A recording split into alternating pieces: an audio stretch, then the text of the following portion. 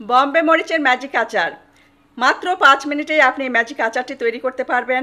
যাদের মুখে রুচি নেই, খাওয়া মাত্রই রুচি বেড়ে যাবে। সেই সাথে অসম্ভব টেস্টি আচার রেসিপিটি। এটা তৈরি করার জন্য অবশ্যই বম্বে মরিচ লাগবে। এখানে আমি পাকা কাঁচা মিলে 20টার মতো মরিচ নিয়েছি। বটা ফেলে দিচ্ছি। চাইলে আপনারা কিন্তু মাঝখান থেকে চিরেও দিতে পারেন, তাতেও ভালো লাগবে এবং সহজেই মশলা ঢুকে যাবে। এখানে 2টা লেবু নিয়েছি, খোসা ফেলে দিচ্ছি। সাদা অংশটা ফেলে দিতে হবে, কারণ সাদা অংশটা কিন্তু তিতা লাগে খেতে। তবে সহজ হচ্ছে বটি দিয়ে কাজটা করা। আমি বটি দিয়েই পরে কাজটা করে নিয়েছি। এখন টুকরো করে নিব।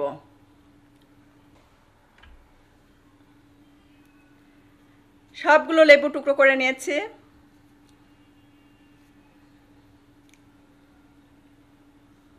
এখানে 1 টেবিল চামচ হলুদ সরিষা এবং 1 টেবিল চামচ সাদা সরিষা ধুয়ে রেখে দিয়েছি, বেটে নিয়েছি।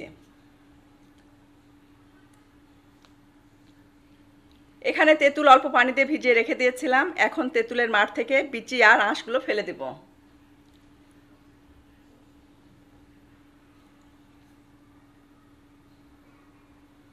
প্যানে দিয়ে দিচ্ছি 1 কাপ সরিষার তেল। রসুন ছিলে রেখেছি, সেটা দিচ্ছি। সরিষা বাটা দিচ্ছি, তেঁতুলের মার। এখন সব কিছু খুব সুন্দর করে ভেজে নিতে হবে।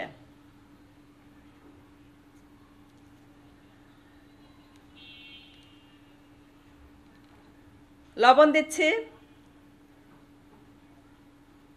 সব কিছু 3 মিনিটের মতো ভেজে নিলেই চলবে। দেখতেই পাচ্ছেন খুব সুন্দর করে ভেজে নিয়েছি। এরই মধ্যে কিন্তু রসুনগুলো সিদ্ধ হয়ে গেছে। দিয়ে দিচ্ছি চিলি ফ্লেক্স, হলুদ গুঁড়া, ধনে গুঁড়া, ভাজা জিরা গুঁড়া, চাট মশলার গুঁড়া, বিট লবণ, লেবু, বম্বে মরিচ, স্বাদ মতো চিনি। এখানে 2 টেবিল চামচ চিনি দিয়েছি। নেড়েচেড়ে আরও 2 মিনিট এটাকে আমি তেলে ভেজে নেব।